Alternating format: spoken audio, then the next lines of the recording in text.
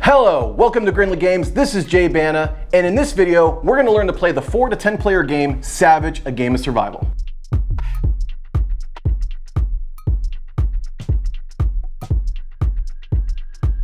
Imagine, chaos has engulfed the world as we know it, and it is up to you and a group of strangers to survive the apocalypse. Let's take a look at some of the components. This game comes with 127 main deck cards, 10 identity cards, 9 larger event cards, 30 life tokens, 1 leader token, and 1 12-sided danger die. To set up the game, each player receives 7 random cards from the main deck. However, replace any disease cards with a new card and shuffle those disease cards back into the main deck. Players will never start the game with a disease card. During the gameplay, each person must conceal all cards in their hands from other players. Though it is perfectly okay to openly discuss which cards are in your hand, players are not obligated to do so honestly. This game has a hidden identity mechanic where players will either receive a survivor or traitor identity card at random face down. Refer to the following table so that the correct number of survivor and traitor cards are distributed. Next, each player receives 3 life tokens. Lastly, you'll need to identify who the leader is, and that is the person who's voted the most untrustworthy. So awkwardly figure that out and give that person the leader token. In this game, there are 2 game modes, Standard Mode and Insomnia Mode. For any new players that are trying out the game for the first time, it's always recommended to try Standard Mode and then work your way up to Insomnia Mode. Now, if you're a survivor, you have 2 ways to win. The first way is to ensure that no survivor is eliminated and that you survive all 4 rounds. Even if the traitors survive with the survivors win and the traitors lose. Or you have the option of eliminating at least 1 traitor. The traitor's objective is slightly different. They need to ensure that a survivor is eliminated. But there's a catch. The traitors do not care who on their team is eliminated as long as a survivor is eliminated. No matter what happens in the game, once any number of players is eliminated, the game will end. In Savage, a Game of Survival, another civilization has sent search parties to rescue people like you and your team from the chaos of the apocalypse. Though survivors are more focused on what's best for everyone, traitors aren't too keen with having weak survivors join them in the new world. I mean, we can't have that. Look at them. What? I mean, really? That's why the traitors have to do everything in their power to disrupt the survivors, so at least one loses all 3 health and is eliminated. In this game, there are 4 rounds, and each round has 4 different phases. The player with the leader token starts the turn phase, followed by each other player in clockwise order. During a turn, there are 3 different actions that you can play in no particular order. The first is drawing cards from the main deck. Second is contributing cards to the food stockpile. And third is to play any number of medicines from your hand. When drawing cards during the turn phase on your turn, there are 3 different draw actions that you can choose from, but you must choose only one and only once during your turn. The first option is drawing 1 card from the main deck. Second option, discarding a pair of cards face up, like say 2 weapons or 2 traps, to draw 3 cards from the main deck. The third option is to roll the danger die. No matter what, if you roll the danger die, you will draw 3 cards. If you roll a blank side of the die, you will draw 3 cards and nothing else happens. If you roll a broken heart symbol, you draw 3 cards but lose a life. And if you draw a +1 card symbol, you draw an additional card, meaning a total of 4 cards on your turn. There is a side on the die that shows a +1 card symbol and a broken heart, which means you would do both in addition to the 3 cards you've drawn. The second action you can do is contributing cards into the food stockpile.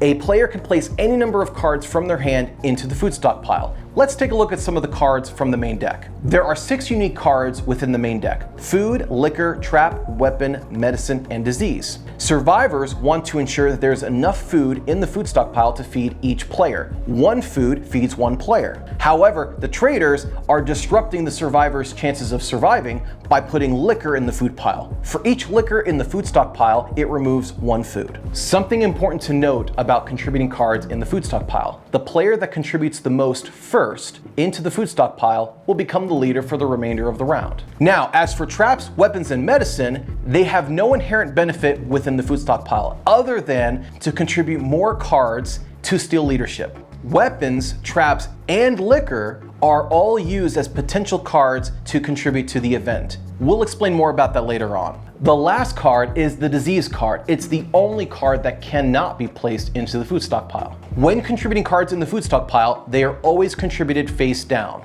But discussions for what cards have been contributed in the food stockpile is encouraged, truthful or otherwise. The third action is to play medicine. A player can play any number of medicine cards from their hand, and a medicine is great at restoring players' health or removing a disease from a player. So let's talk about disease cards for a second. When you draw a disease, place that card face up in front of you and draw a replacement card. You gotta be careful about the disease because they spread. If a player were to draw more than one disease on their turn, after drawing all cards, including replacement cards, every extra disease drawn is given to the nearest non-disease player to your right. Normally, you can't use a medicine outside of your turn. But the moment you gain a disease, you can play a medicine to immediately remove it. If a player has a disease at the start of their turn, they need to roll the danger die. Any side with a broken heart would mean you would lose a life. If you're rolling the danger die for the disease, you do not draw cards. It is only to determine if you get injured or not.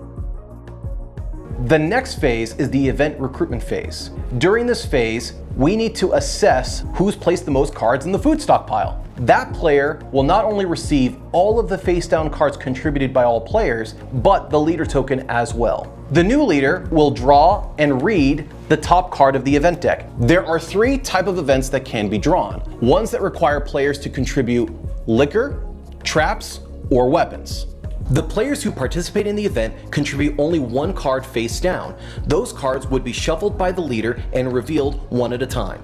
For example, wolves. We are surrounded. Leader must choose number of recruits to contribute 1 weapon each.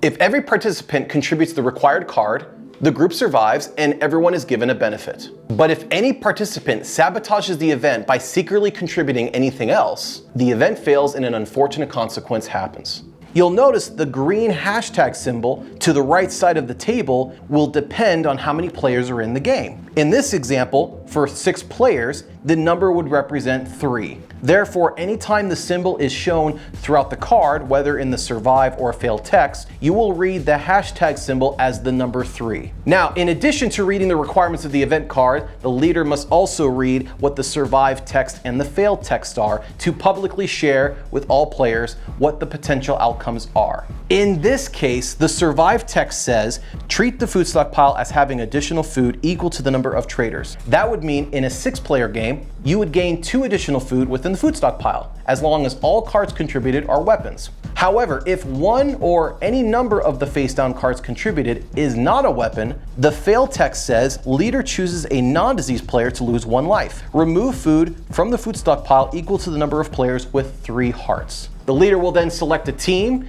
based on the number that's indicated on the card, and that group must be voted on collectively by all players. The leader can choose any player to go on the event, including themselves. However, the leader cannot select a player who has 0 cards in hand to participate in the event. Now, if a leader chooses a diseased player and a majority of players agree that player should participate, that diseased player must roll the danger die without drawing cards to determine if they lose a life after rolling. After the leader chooses a team of recruits to participate on the event, all players perform a vote of confidence. A vote of confidence is done with the extension of the arm and the leader counting from 3 seconds to 0. If the players agree with the leader's decision, you thumbs up. Otherwise, thumbs down. In the event that a majority of players disagree with the leader's decision, the leader token will then be given to the player left of the leader. That new leader will choose a team and a vote will occur once again. If now on the second vote, a majority of players do not agree with the leader's decision, the leader token will be moved to the left once more to another leader, and that leader chooses any team they wish. No vote is required. Let's discuss the last and final phase, the food distribution phase. Now the event has been satisfied and the outcomes have been fulfilled by the current leader. The current leader is going to shuffle and reveal all cards contributed into the food stockpile. The leader will determine how much food is in the food stockpile, but remember to remove food for each number of liquor found in the pile. Players cannot feed themselves with cards in their hand, only from the food stockpile. The leader has the options to feed any number of players. Any player that does not receive food during the food distribution phase would lose 1 life. All cards, including the food cards, are now discarded. The most powerful thing about being a leader at the point when you're distributing food is that they can decide to starve players regardless of how much food is in the food stockpile. In the example of 6 players and say there are 10 food in the food stockpile, the leader has the choice to starve everyone but themselves, even though there's more than enough food to go around. If the leader were to starve a player who's already at 1 life, a majority vote must take place to decide if starving the player is acceptable. If at any point a survivor is eliminated, the traitors win. However, if just a traitor is eliminated, the survivors win. If the survivors and the traitors make it to the very end on the 4th round, the survivors win and the traitors lose. And that's the game of Savage, a game of survival. If you want to learn more about this project, we are launching on Kickstarter on July 23rd, and thank you for your support.